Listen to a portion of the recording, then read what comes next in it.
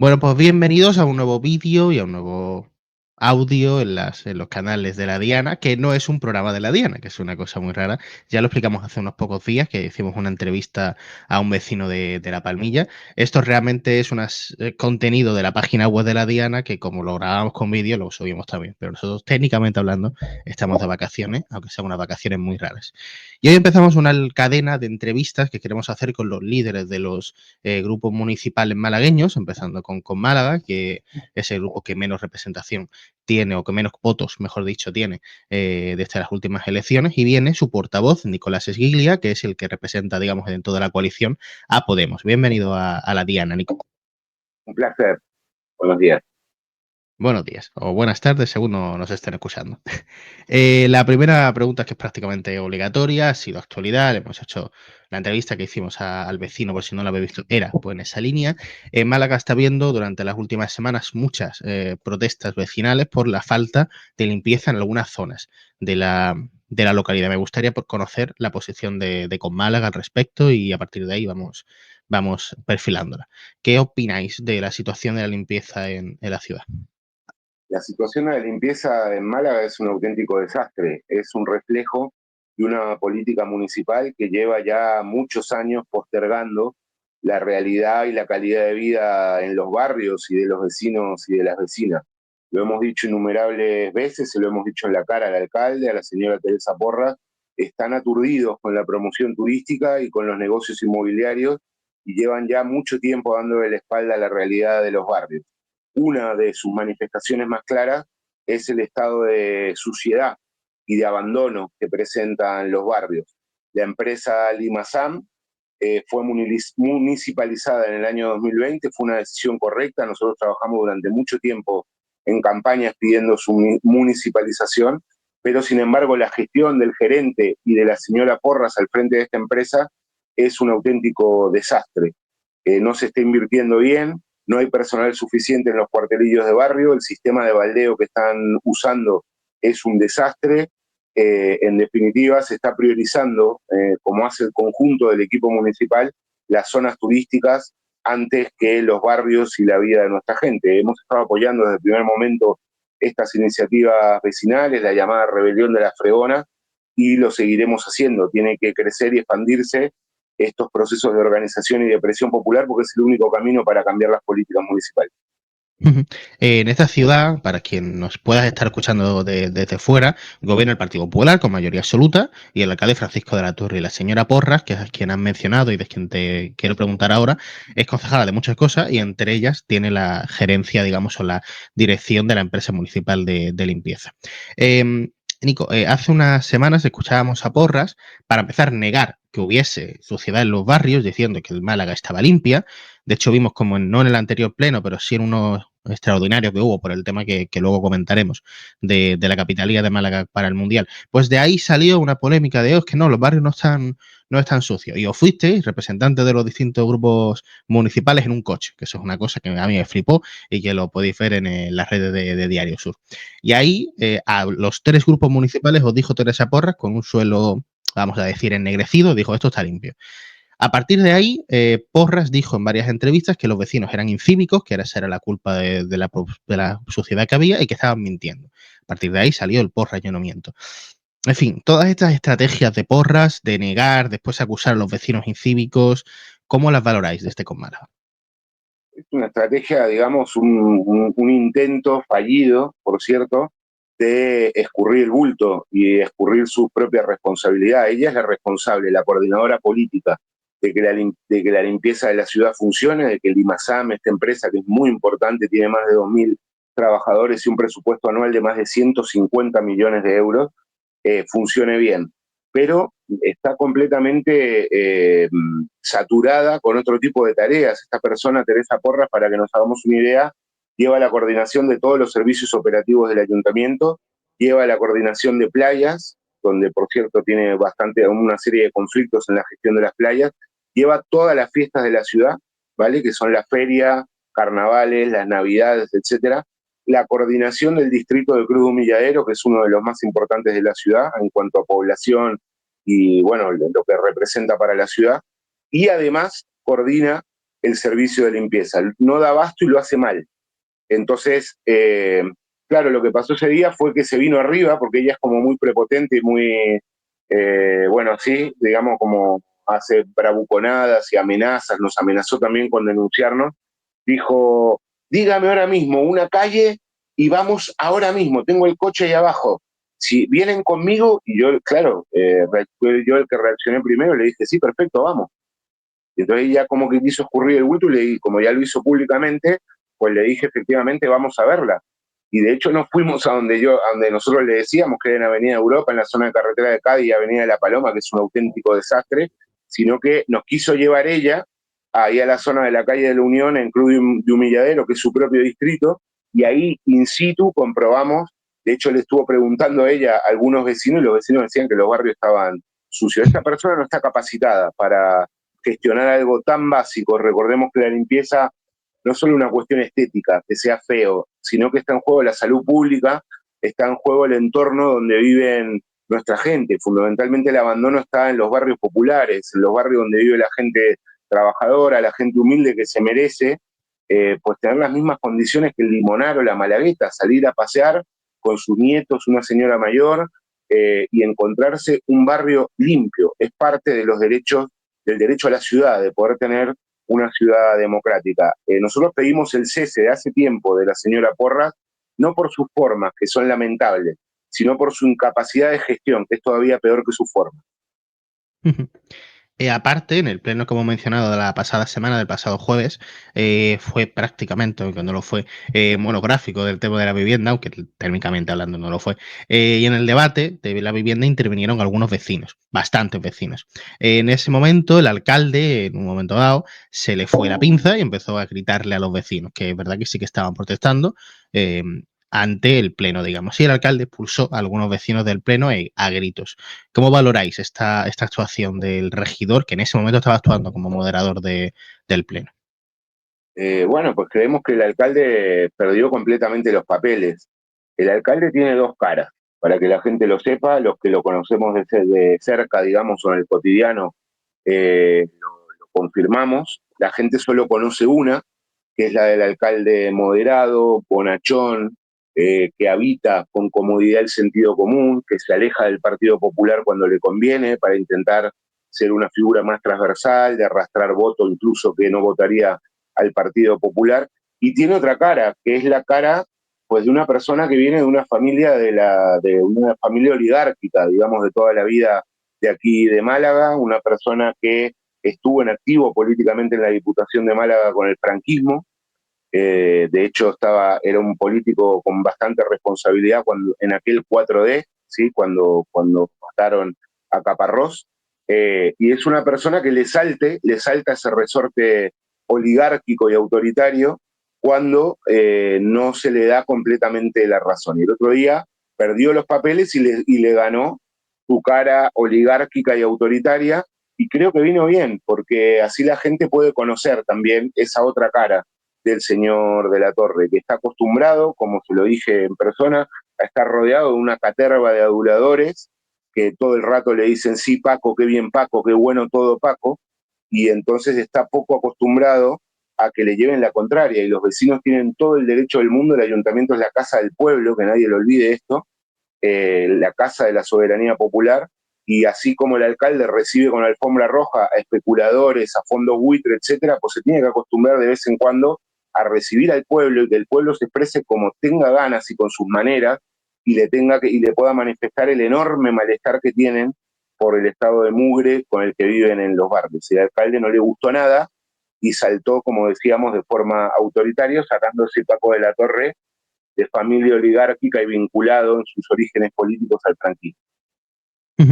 No sé si lo visteis, pero hace unos días el Partido Popular del Ayuntamiento de Málaga publicó un tuit en el que acusaba al Partido Socialista principalmente, que es con quien ellos se ensanchan, digamos, se dirigen más, de haber usado a los vecinos como arma política. Dice que los vecinos que estaban ahí no eran vecinos, sino que eran miembros de partidos políticos que tenían un discurso preparado por estos partidos. Se acusaban, pues, por ejemplo, a dos personas, que bueno, que sí, eso sí que es cierto, que es Carmen Máximo y Miguel Jiménez, que han estado en un momento dado en una formación política como Adelante Andalucía, De hecho, me quiere sonar que estuvieron en la tuya en algún punto, pero que ahora mismo no están vinculadas a ninguna de estas formaciones.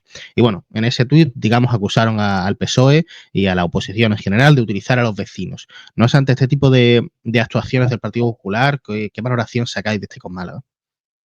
Es una auténtica barbaridad lo que están haciendo. Es una especie de casa de brujas que además tiene un montón de problemas, ¿no?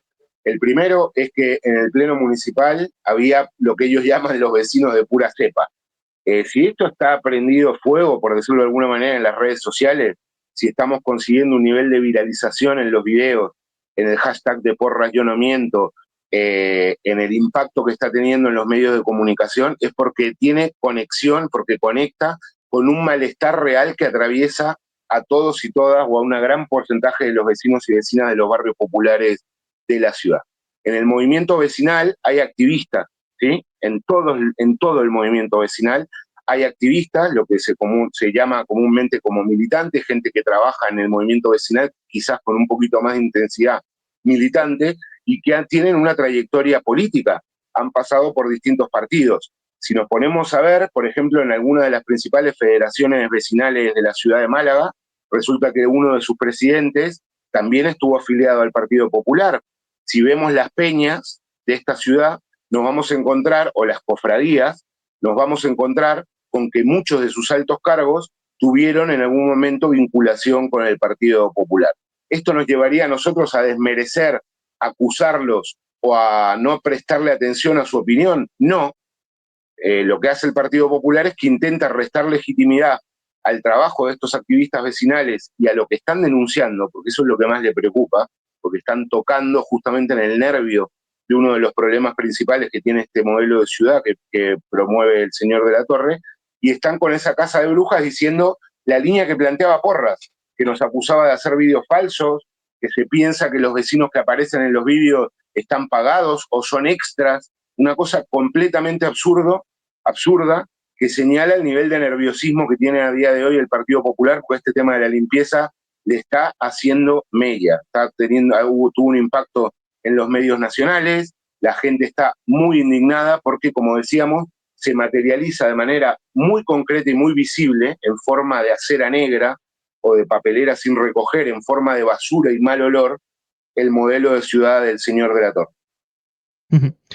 Por terminar, digamos, con el asunto de la vivienda, ¿qué soluciones plantea el grupo de Con Málaga? ¿Qué quiere que se debe hacer? Y nosotros presentamos en el último pleno una batería de 12 propuestas que pretenden dar solución a los principales problemas que tiene a día de hoy la gestión del IMASA. En términos de coordinación general, hay que pedirle que dimita y si no cesarla a la señora Porras de la responsabilidad de la coordinación de la limpieza. Repito, no es personal, no es el problema, no son sus formas que son feas, digamos, en una dinámica democrática, sino que no está capacitada para gestionar bien algo tan importante.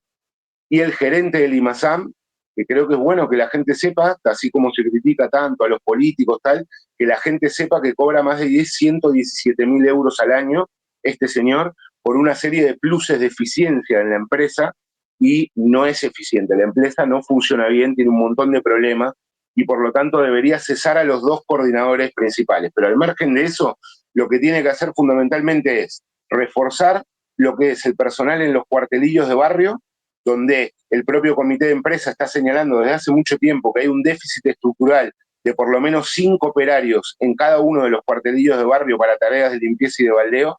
Se tiene que recuperar el viejo sistema de baldeo que estaba basado en las grandes cubas.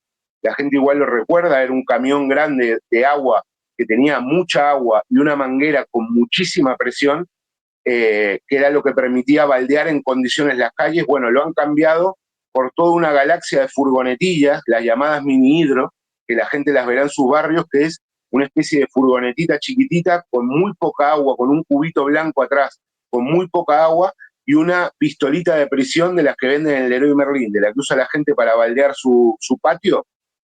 Bueno, eso es un desastre, funciona muy mal. Por lo tanto, más personal en los barrios, mejorar el sistema de baldeo, controlar las inversiones, pues se está haciendo unas inversiones completamente erráticas y sin sentido, y poner más personal cualificado en el taller. Otro de los problemas que tiene la empresa es que el taller está desbordado. porque los camiones son muy antiguos, porque estas furgonetitas cutres que han comprado, muchas de ellas son de gama baja y por lo tanto dan un montón de desperfectos, y falta personal cualificado en el taller. Los trabajadores, esto lo quiero aclarar, hacen su trabajo y más. Aquí el problema no es la plantilla, no son los trabajadores y las trabajadoras del IMASAM, es la mala coordinación y se tiene que reforzar el taller. Y después tener una estructura más participativa y de escucha con el tejido vecinal, es decir, un giro de 180 grados con respecto a lo que se está haciendo ahora. Otra de las propuestas que decíamos era que se ponga en marcha un plan de refuerzo de verano, como hace Barcelona, ¿vale? Que mete casi 250 operarios. Ojo, no en feria, como hace la señora Porra, sino todo el verano, ya a principios del mes de julio o mediados de junio, ya se incorporan en Barcelona 250 operarios y 11 equipos de limpieza más. ¿Por qué?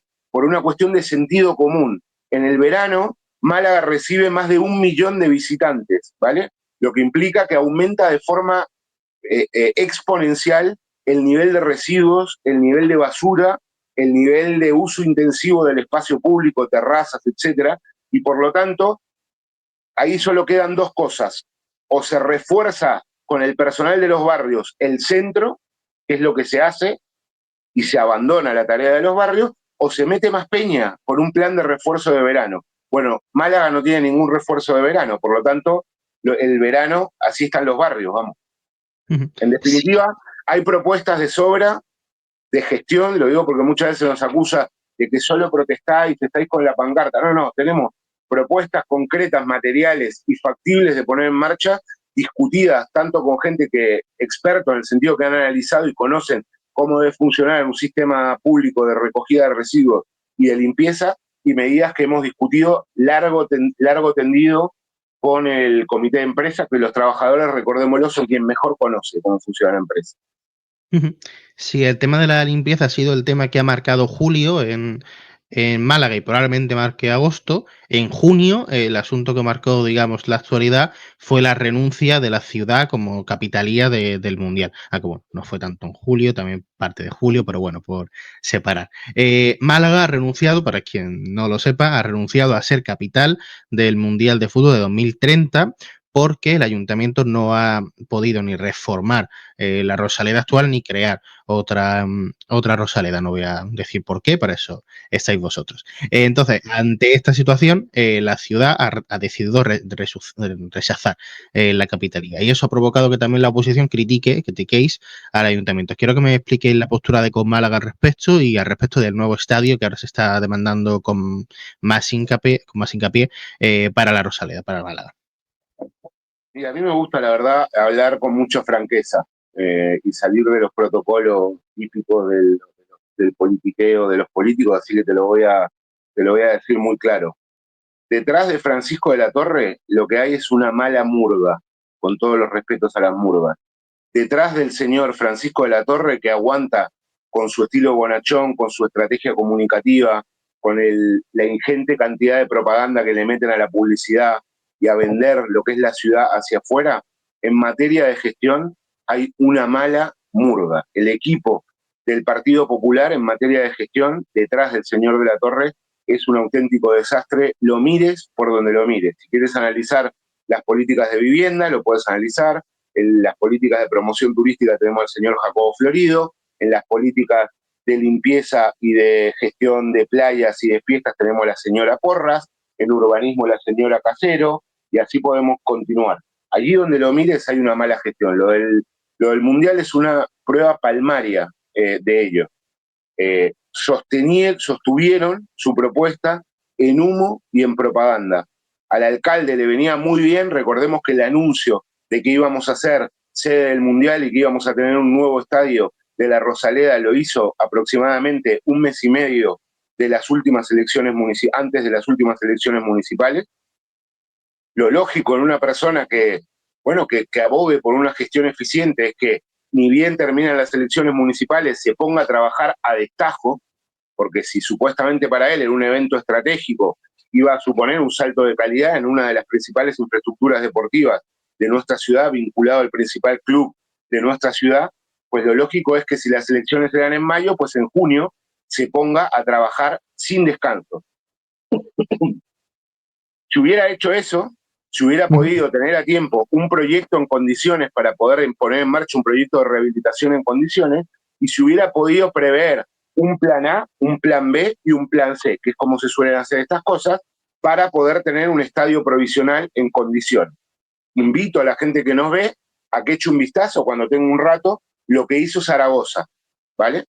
Donde Zaragoza planificó una remodelación de la Romareda con unos proyectos, con unos tiempos que les permitía tener aire, digamos, y poder llegar a tiempo a los requerimientos de la FIFA, y mientras hacía esto, al mismo tiempo, se puso a construir un estadio alternativo para poder albergar a más de 20.000 personas.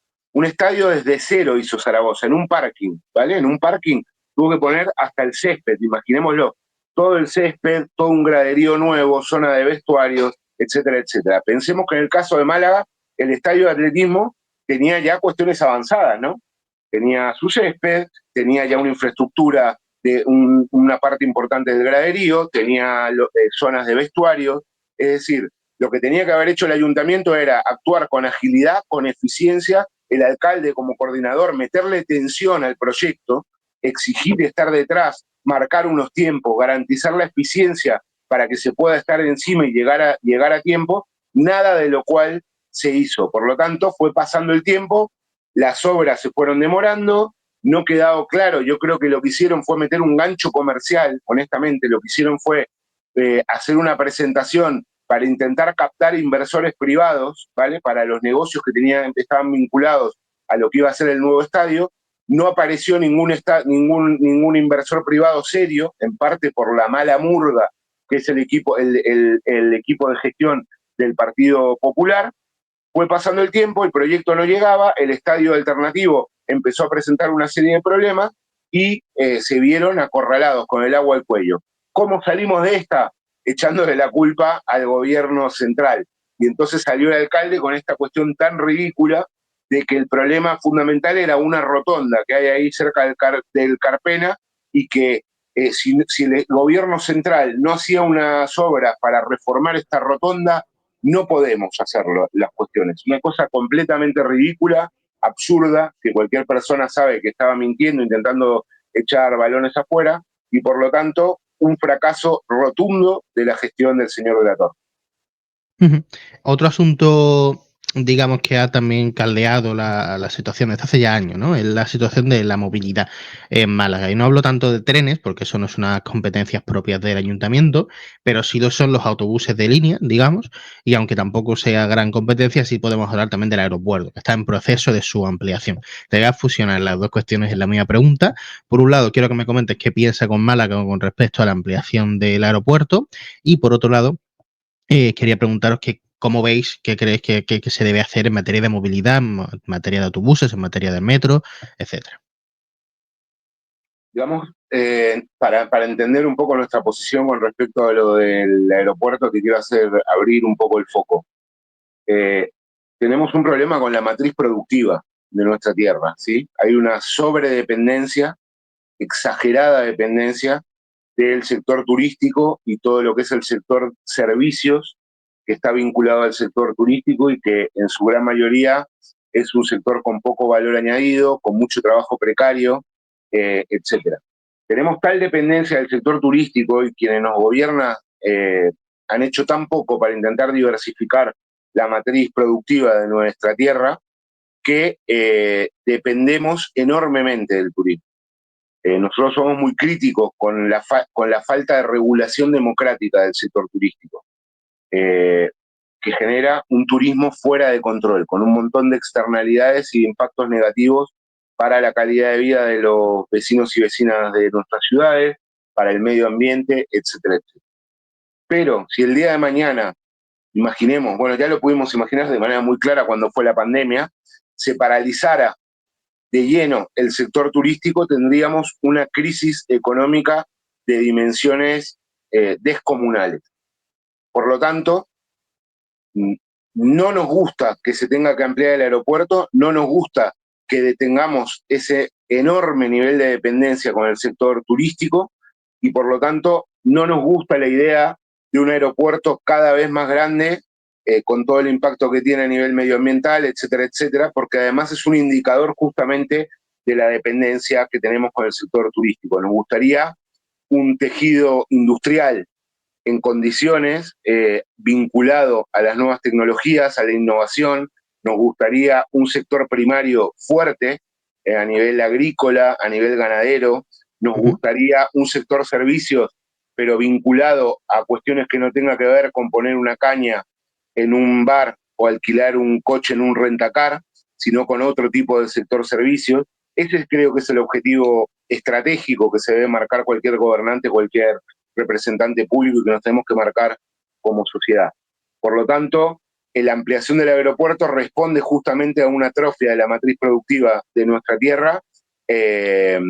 Y bueno, nosotros con respecto a la ampliación del aeropuerto, pues entra dentro de la lógica de la primacía del sector turístico, no nos convence, somos partidarios de un decrecimiento del sector turístico, pero un crecimiento del sector industrial, del sector del I+D, de las tecnologías, de la economía verde, del sector primario, etcétera, para poder mantener el empleo y ir hacia empleo de calidad. Con respecto a la movilidad, justamente Málaga y su área metropolitana está al borde del colapso en materia de movilidad. De hecho, muchas mañanas está colapsada.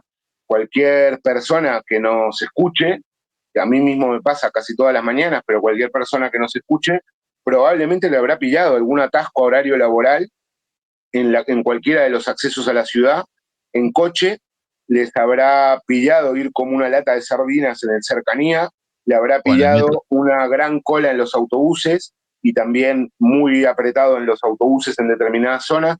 ¿Y esto por qué? ¿Es un fenómeno climático? ¿Por qué ocurre esto?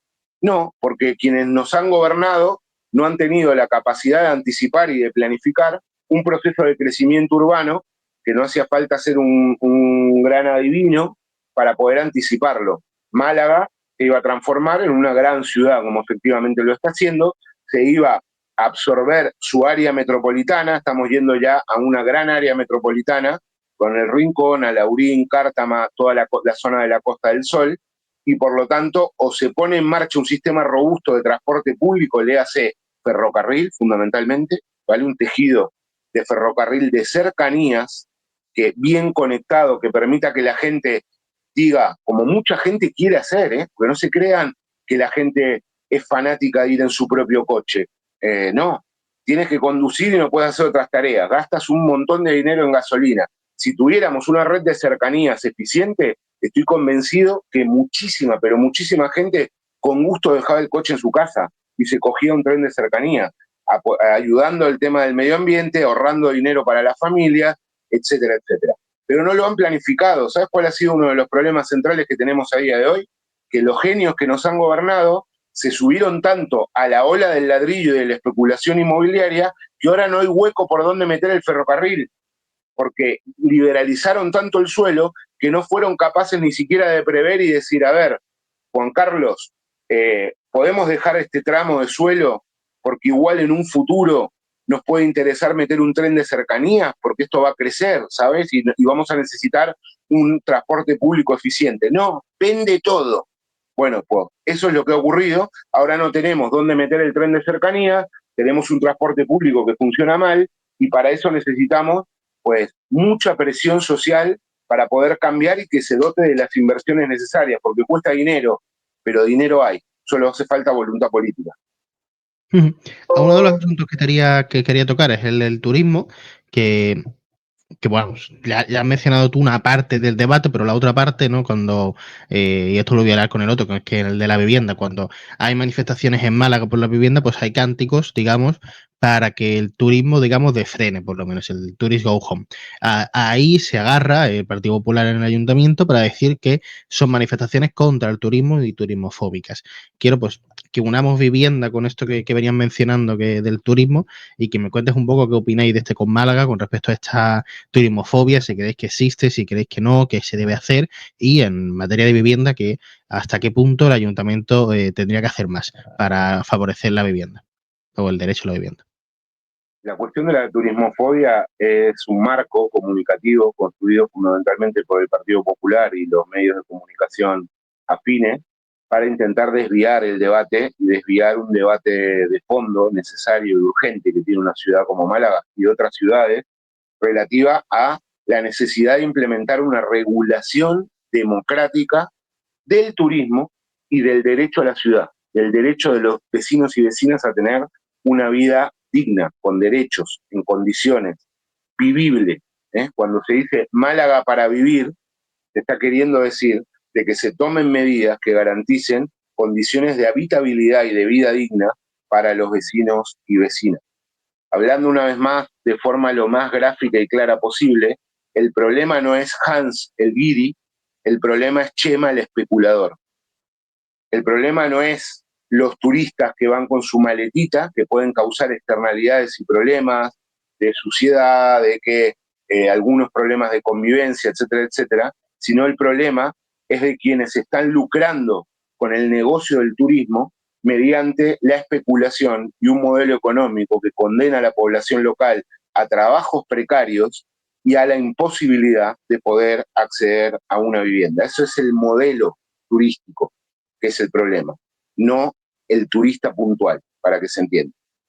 Aquí se ha abogado, desde quienes nos gobiernan, por la ley de la selva, eliminar toda regulación, o más bien, eliminar las regulaciones que favorecían a la gente corriente y mantener todas las regulaciones, y si hace falta, aumentar las regulaciones necesarias para favorecer a la minoría que hace negocio con este modelo.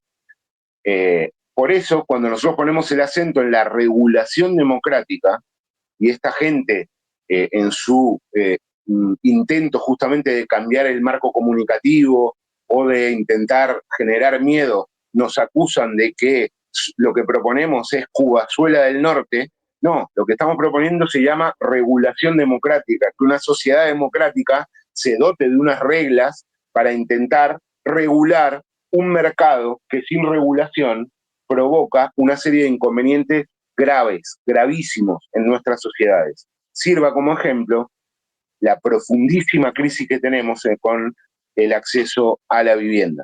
Por lo tanto, el turismo descontrolado, el turismo fuera de control, el turismo extractivista y pensado solo para enriquecer a unos pocos, funciona mal, muy mal. Lo que nosotros necesitamos es un modelo de regulación democrática para garantizar de que el turismo esté regulado democráticamente, digamos, y se garanticen las condiciones de vida de la gente de nuestra ciudad. Hablando en plata, moratoria de todas las viviendas turísticas, retraer incluso las licencias de vivienda turística que hay en la actualidad, se tiene que poner una caducidad, es absolutamente inexplicable, salvo que sea bajo la lógica de la ley de la selva, que tú saques una declaración responsable de que tu vivienda es turística de por vida, my friend, de por vida. No la tenés que renovar, no caduca, es absolutamente ridículo. Los permisos que se hagan de vivienda turística tienen que tener un proceso de caducidad para que permitan que las autoridades puedan tener una regulación de la cantidad de viviendas turísticas que es capaz de mantener una ciudad en medio de una emergencia habitacional, ¿se entiende? Entonces, límite, moratoria, ni una sola vivienda turística más, revertir las viviendas turísticas existentes y pues un control de todo lo que tiene que ver con el impacto negativo que tiene el turismo en nuestra ciudad. Andamos justo de tiempo, no sé si tienes tiempo para una o para dos preguntas más. Sí, vale. Vale, pues te hago dos más. Nos vamos a asuntos estatales. Si quizás aquí prefieras hablarme de este Podemos que de este con Málaga. Simplemente por hacer un balance. Este curso político del gobierno estatal, ¿qué crees que deja como balance, tanto a nivel estatal como a nivel malagueño, si quieres? ¿Qué balances haces de este último año del gobierno? Te voy a hablar aquí como Podemos, ¿vale? En representación del partido del que formo parte, que es Podemos. Nosotros caracterizaríamos esta legislatura como la legislatura de la tibieza, rozando la legislatura de la nada. El problema que tenemos por delante es que el avance del ciclo reaccionario que estamos viviendo en términos internacionales y que también se está manifestando aquí en nuestro país, no se para con tibieza, no se para con medias tintas, se para con una izquierda valiente, determinada, capaz de dar una disputa sobre el modelo de ciudad y de impulsar cambios materiales que impacten de lleno en las condiciones de vida de nuestra gente. Muchas veces lo hemos manifestado, hemos criticado lo que nosotros, de forma obviamente metafórica, nombramos muchas veces como una izquierda mimo. La izquierda mimo, parafraseando a los mimos, ¿no? A los que hacen teatro, está sobrecargada de gestos, y está falta de medidas materiales y concretas. Entonces tenemos muchas declaraciones, muchos titulares, vemos a un señor Sánchez presentándose como un adalid, digamos, de la izquierda a nivel mundial, fruto, yo creo que por cómo se ha derechizado el contexto a nivel internacional. Vemos a una dirección, en este caso de Sumar, haciendo innumerables declaraciones y gestos, y sin embargo, poquísimo, pero poquísimo impacto en la vida de la gente. La izquierda mismo genera mucha indignación en la gente, porque además se hace muchas veces de una posición de superioridad moral. La izquierda mismo genera mucho desencanto, y ese desencanto que genera la izquierda mismo es proteína para la extrema derecha. Nosotros consideramos que lo que está haciendo este gobierno es de una tibieza, en muchos casos insoportable. Te voy a poner dos ejemplos muy claros, como es el tema de uno es el tema de la vivienda. Es un problema abrumador que tiene nuestro país, está condenando a por lo menos dos generaciones a una mala vida, y al conjunto de sus familias y de la población a un nivel de precariedad que se está comiendo incluso toda posible mejora en materia de salarios. No se nota la subida del SMI, fundamentalmente por cómo está descontrolado el mercado de la vivienda, entre otros aspectos de lo que es la inflación. En el tema de la vivienda no se ha visto nada, ningún movimiento en condiciones. La ley de vivienda que se ha aprobado fue diseñada y aprobada en el gobierno en la legislatura pasada, cuando Podemos formaba parte del gobierno, y de hecho nos costó sudor y sangre negociar, fíjate qué paradojas de la vida, con el señor Ábalos, quien lo hubiera visto y quien lo ve, negándose este hombre a que implementemos medidas de regulación contra los sectores rentistas o contra la especulación. Sudor y sangre nos costó sacarlo de las zonas tensionadas, lo del índice de precios del alquiler, que sin embargo, gracias al Partido Socialista, tiene dos boquetes fundamentales, que son los alquileres de temporada y los alquileres de habitación, que es lo que está haciendo que incluso en zonas tensionadas esté costando controlar los precios. Este gobierno actual vive de rentas, para que se entienda, vive de las rentas, de la audacia y de la determinación que tuvo Podemos en la legislatura pasada. Que yo creo que, te guste o no te guste Podemos, le tienes que reconocer que metía muchísimo más presión al Partido Socialista para morder y para arañar medidas ventajosas para nuestro pueblo. ¿Dónde está? No se ve a Sumar en este rol, que es el rol de presionar muy fuertemente al Partido Socialista, porque el Partido Socialista, como la historia nos demuestra, sin presión a su izquierda, el volante se le empieza a girar a la derecha de forma natural, como si fuera un problema en el eje. Se va para la derecha y para favorecer a los poderes económicos. Y la segunda cuestión es lo de Palestina, que yo creo que es un tema que nos duele a toda la sociedad española, lo vemos todos los días y causa un estupor, una mezcla de ganas de llorar, de bronca, de indignación, de impotencia, y una vez más volvemos a esta izquierda mimo, ¿no? Que hace gestos, dice que va a reconocer y lo reconoce al Estado palestino, habla de genocidio, pero sin embargo le sigue teniendo relaciones de compraventa de armas con el gobierno de Netanyahu. ¿Cómo se explica esto? ¿Cómo se explica? Tendría que ser un motivo de orgullo, de mantener la mirada en alto y estar muy orgulloso para un gobierno de izquierda romper relaciones con un Estado genocida. Es un motivo de orgullo para una persona que se dice de izquierda, y voy más allá, para una persona que se dice demócrata y que respeta los derechos humanos. Sin embargo, fijémonos en este gobierno mimo, que hace muchos gestos, muchas declaraciones, y ahí sigue. Probablemente a día de hoy está haciendo acciones de compraventa de armas con el gobierno que está cometiendo uno de los genocidios más infames de la historia de la condición humana. Y la última pregunta no tiene mucho que ver con esto, pero como tenemos poco tiempo, voy a pasar a esta. También como Podemos, aunque en este caso quizá más como Podemos Málaga, no como Podemos Estatal, tú sabes que esta pregunta yo siempre la hago. ¿Estás en disposición, si aún así, está en disposición de decir que por Podemos con Málaga no se va a romper en las siguientes elecciones municipales, que esa izquierda valiente de la que me hablaba va a seguir estando una izquierda valiente y unida y no destrozada? Nosotros somos partidarios, y así lo hemos demostrado a lo largo de nuestra historia, básicamente desde que se fundó Podemos. Yo pido que la gente haga un poquito de memoria y mire estos años atrás. Nos presentamos como Podemos solo a las primeras elecciones generales. Después construimos Unidos Podemos, después fue Unidas Podemos. Trabajamos de forma muy generosa, porque en aquella coyuntura, para que se entienda políticamente, podíamos haber ido solos muy cómodamente por el apoyo electoral que tenía Podemos, pero Pablo Iglesias y la dirección del partido actuó de forma muy generosa, dando ministerios, dando mucha representación y espacio electoral a otras formaciones políticas. Por lo tanto, no queda ninguna duda que Podemos abogó siempre, aboga y abogará por la construcción de frentes amplios, de procesos de unidad entre distintas organizaciones políticas. Todo lo contrario a lo que hizo Sumar en su fundación. Yo lo digo para que la gente lo recuerde. Vetaron a nuestra principal dirigente, a Irene Montero, pusieron como condición, cosa que no había ocurrido por nuestra parte nunca, y es realmente un caso muy raro en la política, que tú le impongas a la formación con la que quieres confluir el veto de su principal dirigente. Hubo también una determinación por la cual se excluyó a Podemos después de las elecciones, porque aún así, aún vetándonos a nuestra principal dirigente, Podemos por responsabilidad formó parte de la coalición que se presentó en las últimas elecciones del 23J.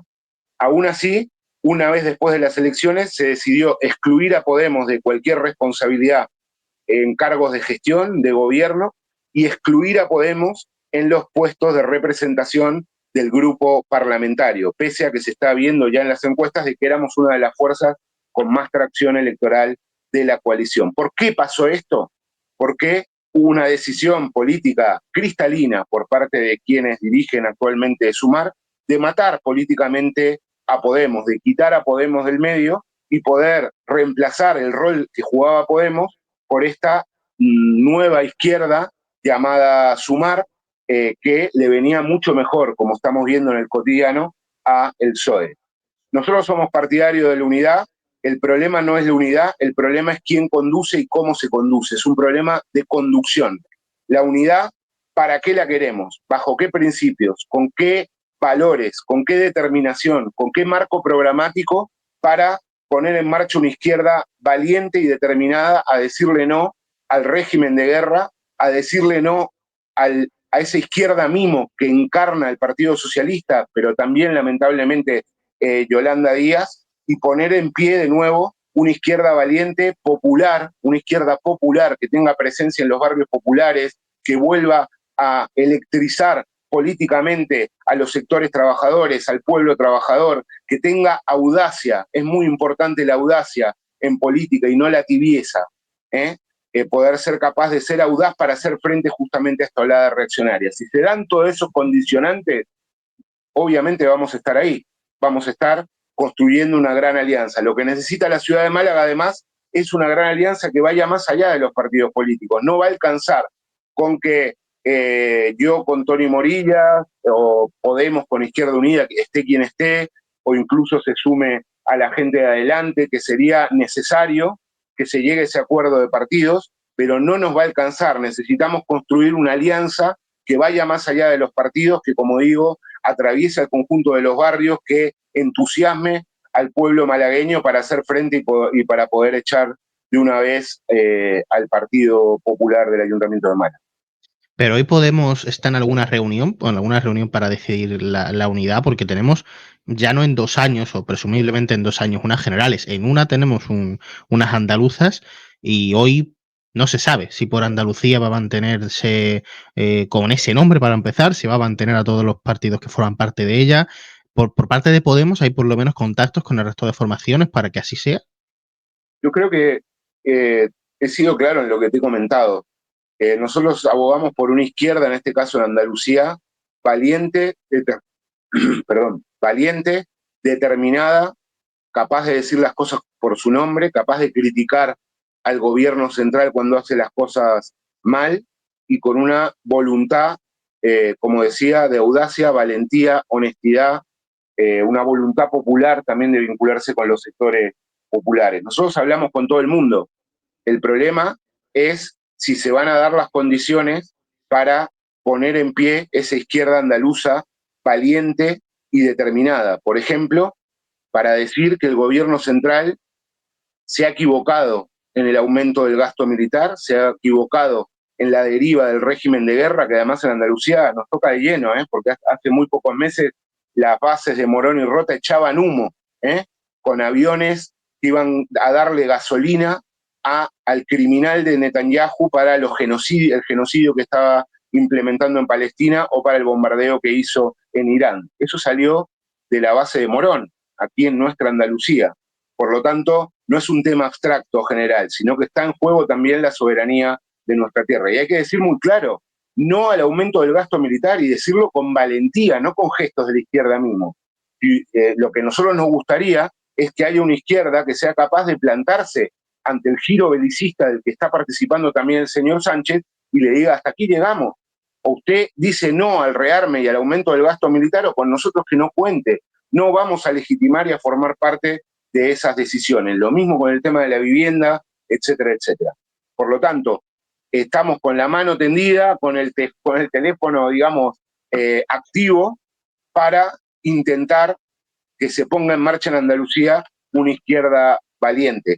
Y para eso trabajaremos. Esperemos que se den las condiciones para que se pueda ir de forma conjunta a las próximas elecciones andaluzas. Pero repito, para ello hay que tener la valentía y la determinación de poner en marcha la izquierda popular que necesita Andalucía.